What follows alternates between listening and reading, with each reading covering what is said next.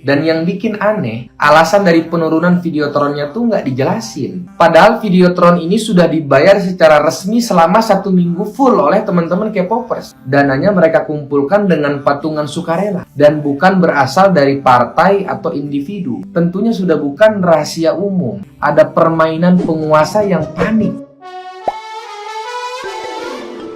Hola netizen yang tercinta, Videotron calon Presiden Anies Baswedan kembali muncul. Setelah dipaksa untuk diturunkan di Bekasi dan Jakarta, kini Videotron tersebut muncul di provinsi lainnya. Diketahui Videotron tersebut muncul di kota Surabaya, Jawa Timur. Hal ini diketahui dari akun pendukung Anies Baswedan Oplaimi Project yang kemudian membagikannya. Akun pendukung lainnya juga membagikan ulang video tersebut. Akun Anies Bubble menuliskan keterangan jika Videotron tersebut muncul di Surabaya. Banyak kemudian komentar pujian pendukung Anies yang disematkan di informasi tersebut. Ternyata tidak hanya di Surabaya, di Medan dan di Gorontalo pun disebutkan juga muncul Videotron tersebut. Nah, gimana nih menurut netizen yang terhormat? Silahkan berkomentar ya. Melihat Pak Anies makin hari semakin dijegal. Baru-baru ini yang terjadi yaitu Videotron yang dibuat oleh Anies Bubble sama K-pop di takedown yang dipasang di jalan-jalan raya di daerah Bekasi dan juga Jakarta. Maksudnya begini, melakukan kampanye silakan saja as long as tidak melanggar peraturan. Kenapa sih terlalu panik dengan hanya sekedar Videotron saja? Maksudnya gini, kecuali saat melakukan pemasangan atau ya semacam Videotronnya itu melakukan pelanggaran, that's okay. Tapi ini kan tidak. Kenapa harus terlalu panik dan juga terlalu menjegal dalam melakukan kampanye-kampanye? Maksudnya begini, Indonesia itu bukan milik satu orang. Indonesia itu luas, memberikan kebebasan kepada semua warga untuk melakukan kampanye as long as tidak melanggar peraturan, begitu, supaya biar rakyat yang memilih, bukan penguasa yang melakukan sesuka hati mereka, begitu. Terima kasih. Salam junjung nilai sportivitas dalam pemilihan presiden. Nih gue denger informasi terbaru kalau Videotron yang K-popper buat itu kan patungan ya, panggilan dari masing-masing pribadi, anak-anak K-popers, Genzi, inovatif mereka. Kenapa setakut itu ya? Ini rezim bobrok deh, benar-benar bobrok. Mereka kan tidak menampilkan partai politik, mereka tidak mengajak mencoblos, ayo coblos ini ya, coblos itu, enggak. Mereka cuman menyampaikan idola mereka gitu loh, ditampilkan idola mereka dengan prestasi-prestasinya gitu. Kok sampai-sampainya di take down? Apa maksudnya ini? Ayo kita semangat lagi nih Genzi, makin ditekan kita makin harus semangat. Oke, yuk semangat. Apa ini udah demokrasi udah hancur demokrasi nih. Ini belum memimpin, gimana nanti kalau sudah memimpin? Kita mau diapakan negeri ini? Rakyat Indonesia mau diapakan? Ya, ayo kita makin semangat, makin ditekan makin semangat. Tidak ada rasa takut. Kalau benar tetap benar. Salam perubahan. Itu adalah sebuah hal yang bagus, Kak. Nah, kenapa saya bilang bagus, Kak? Karena itu akan mendapat simpati dari masyarakat. Semakin dipersulit, semakin dapat simpati dari masyarakat. Kakak nggak percaya nih, sekarang tuh saya lihat tuh banyak video-video orang-orang yang nggak pernah bikin video tentang Anies, Kak. Semakin ditekan, Kak, semakin banyak orang yang akan bersuara, Kak. Mau di Twitter maupun di TikTok ya. Jangan lupa ya, Kak ya. Kalau misalnya Anda punya pengalaman yang sama, ke masa Spanduk dipersulit, langsung bikin videonya, Kak. Diviralkan, Kak. Ini kejadian 20 tahun lalu, Kak, ketika SBY mau naik sebagai presiden dan dihalang-halangi oleh pemerintah saat itu, Kak. Semakin dihalangi, semakin dipersulit, Kak. Semakin simpati rakyat dan PSBY menang loh, Kak. Tugas kita hanya memviralkan saja, Kak, gitu ya. Setelah video ini, Kak, ketika Anda punya pengalaman dipersulit untuk masang spanduk Anies yang di-tag dan lain-lain, bikin videonya dan viralkan, Kak, gitu ya. Terima kasih yang sudah melarang, larang terus kayak gitu. Siapapun yang melarang, ya larang terus aja, enggak apa-apa. Heboh Videotron Anies Baswedan di takedown. Buat yang belum tahu kronologinya, jadi gini. Videotron itu diinisiasi oleh komunitas Oplaimi Project bareng Anies Bubble. Uang yang mereka dapatkan dari penggalangan dana di 5 Januari. Nah, setelah uangnya kekumpul 15 Januari, resmi tuh Videotron naik di 2 titik. Geraha Mandiri Jakarta Pusat dan Grand Metropolitan di Bekasi. Tapi sayangnya di 16 Januari kemarin pukul 9:12 Videotron itu di takedown. Oplaimi Project ngejelasin di akun sosial medianya ada suatu hal di luar dari kuasa mereka. Ada apa nih?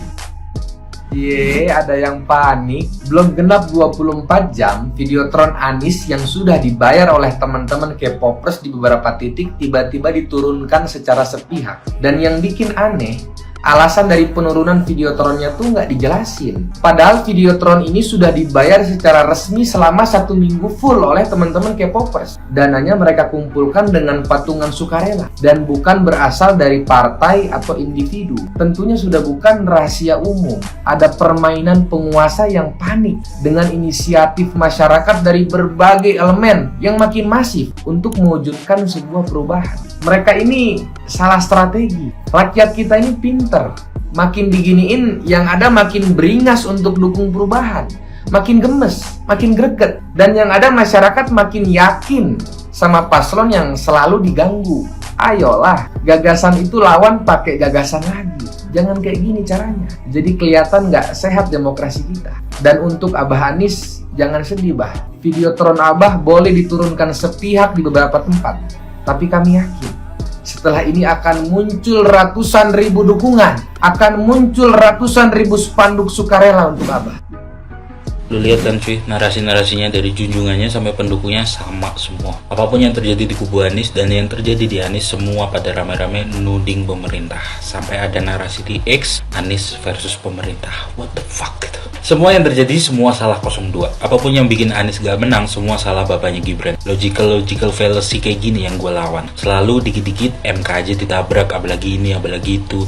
Atau yang teriak-teriak MK, ya. Pernah tahu nggak komposisi hakim MK yang setuju dan yang nggak setuju itu ada berapa? Hakim MK itu ada 9 cuy. Soal batas bawah capres-cawapres kemarin ada 5 yang setuju dan 4 yang nggak setuju. Gimana bisa lo ngelantur bilang ada pembusukan MK? Jadi komposisi 5 dibanding 4 itu pembusukan. Mau tahu nggak komposisi hakim di MK tentang UU Omnibus Law yang disahkan kapan tahu lalu, yang sempat jadi rame, di demo oleh ratusan ribu pekerja dan buruh se-Indonesia, ada berapa? 7 dibanding 2. Oke, adik-adik, 7 dibanding 2. Kenapa lu kicep? Yang demo kebanyakan para pekerja dan buruh, gue lihat ya. Kemana lo? Bahwa ada masalah etik, yes. Etik bukan soal putusan dan lain-lain. Etik karena di situ ada family dari orang yang bersinggungan langsung dengan pengguna keputusan itu, dan dikhawatirkan ada konflik of interest. Meski itu cuma satu suara hakim. Jadi adik-adik ya, di MK mau lo punya bapak jadi hakim MK dan bapak lo itu ketua hakim MK, nggak akan pernah berdampak apapun akan keputusan kalau ke-8 hakim lainnya menolak gugatan itu. Kenapa gue ngomong gini? Karena lo harus tahu dulu sistemnya kayak apa sebelum lo berkomentar lebih lanjut. Karena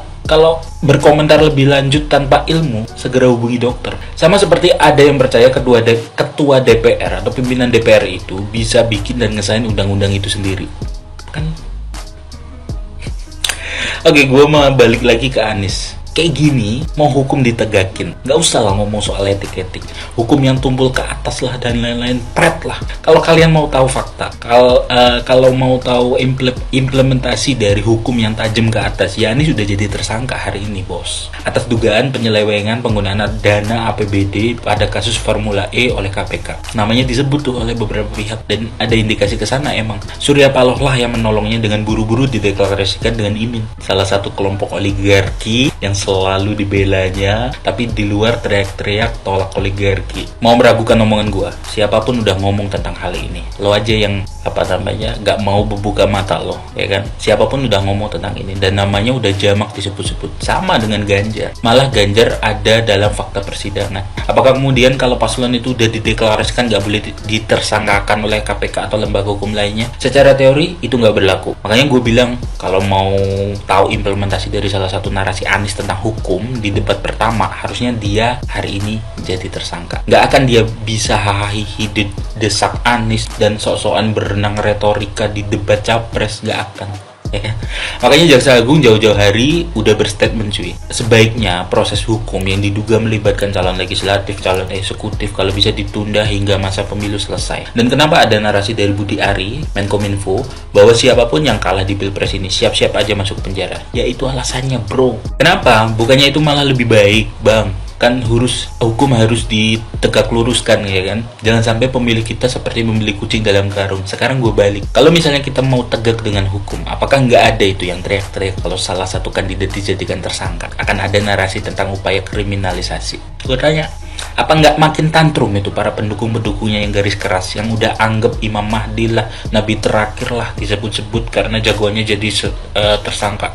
Bro, nggak usah jadi tersangka aja, persepsinya yang coba dikembangkan ke publik udah kacau, lo tau sendiri. Anies kalah berarti pemilu curang, dia dicurangin, curang perang lah dan lain-lain. Gue sampai mumet. nggak expect di kepala gue gitu loh. Nggak usah gitu-gitu aja, apa-apa pemerintah yang disalahin, bro. Bukannya kayak pokoknya kayak teh botol sosro, cuy. Apapun masalahnya yang salah itu Jokowi dan Prabowo. Gimana nggak kacau itu mindset pendukung-pendukungnya. Gue sebenarnya nahan nggak mau ngomongin ini, cuma menurut gue narasinya udah ngadi-ngadi banget, cuy, gitu loh. Apalagi pengguna X yang mencoba membangun persepsi publik dengan berbagai cara asal Anies menang, kan kacau ini, ya kan? Belum punya kekuasaan, dalam lingkup kecil aja pendukungnya udah mulai bangun persepsi aneh-aneh ke publik, apalagi jagoannya menang. Wah, bisa chaos ini negara. Chaos di Timur Tengah bisa pindah ke sini, saudara-saudara. Contoh kecil masalah Videotron ini deh. Duganya udah pada ngaco, cuy. Ngaco banget. Di take down karena di take down karena pemerintah yang melakukan, pemerintah yang disalahin. Aduh. Padahal mah kalau bener-bener Jokowi ini seperti yang mereka tuduhkan gitu ya, macam-macam lah tuduhan mereka. Dan doa-doa yang terburuk untuk Jokowi, semoga semua balik ke pendoanya masing-masing. Udah serendah-rendahnya manusia, cuy, mereka bikin tentang Jokowi ini. Tapi kalaupun Jokowi bener seperti yang mereka tuduhkan ya, mau ngejegal Anies, ngapain lama-lama, bos? Jokowi dari awal udah suruh kejaksaan atau bisikin KPK buat mempercepat proses hukum ke Anies gitu loh. Pikir, kenapa? Orang Jokowi punya tools untuk itu kok. Dia presiden. Tapi nyatanya mana? Sampai detik ini dia masih bisa berkampanye ke penjuru daerah dengan private jet dari oligarki sambil jualan tolak oligarki. Bisa hihi, bisa kasih nilai ke Menhan ya kan, padahal bukan dia yang angkat ya kan. Parameternya gak usah yang ribet lah. Kalau pemerintah dalam hal ini Jokowi mau bener-bener ngejegal Anies gitu ya, mau ngalang-ngalangin Anies gitu ya, dari awal udah gak bakal ada deklarasi, udah percaya sama gue. Jadi urusan remeh-temeh semacam Videotron ini menurut gue gak usah cengeng lah, dicek dulu ya kan.